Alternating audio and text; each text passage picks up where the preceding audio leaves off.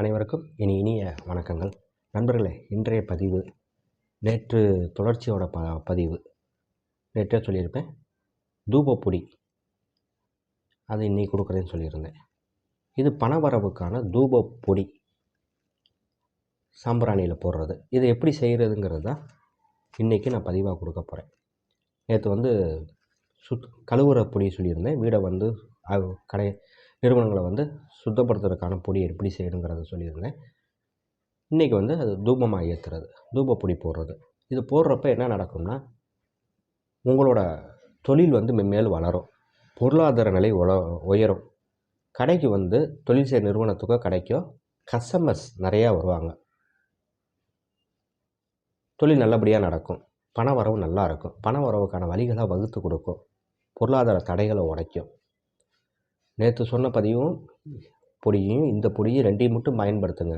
வாழ்க்கையில் எப்பயுமே ஒரு நல்ல முன்னேற்றம் இருக்கும். தொழில் செய்கிற நிறுவனமாகவும் சரி, என்ன நிறுவனமாக இருந்தாலும் இந்த 2 மெத்தடை பயன்படுத்துங்க, நிறைய வெற்றி கிடைக்கும்.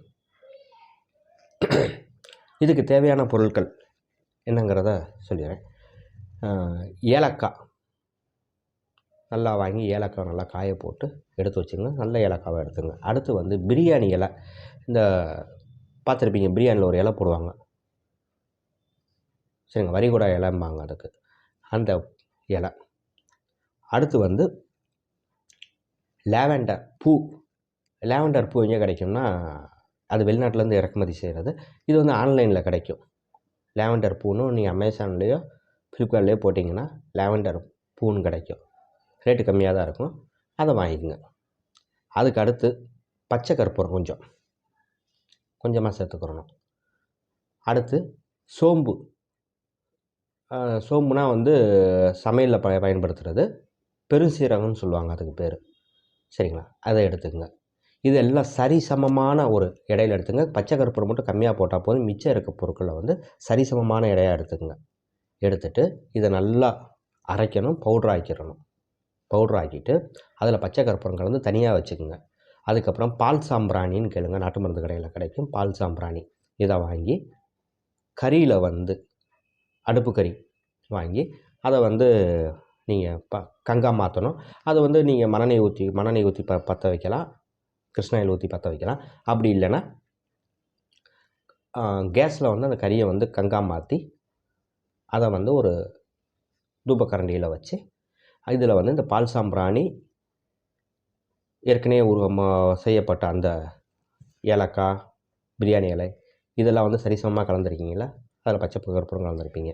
இது எல்லாத்தையும் கலந்து வீடு ஃபுல்லாக, உங்கள் தொழில் நிறுவனம், உங்கள் கடை, இதில் முதல் நாள் கழுவிட்டு, நான் சொன்ன மாதிரி அந்த மெத்தடில் கழுவி எல்லாம் சுத்தம் பண்ணிவிட்டு மறுநாள் இந்த விதை போடுங்க. இது மாதத்தில் ஒரு 2 தடவை பயன்படுத்துங்க. 15 நாளைக்கு ஒரு தடவை பயன்படுத்திகிட்டே வாங்க. தொழில் நல்லபடியாக நடக்கும், தடை இருக்காது, பண வரவு நல்லா இருக்கும். தொழிலில் கஸ்டமர்ஸ் நிறைய தேடி வருவாங்க.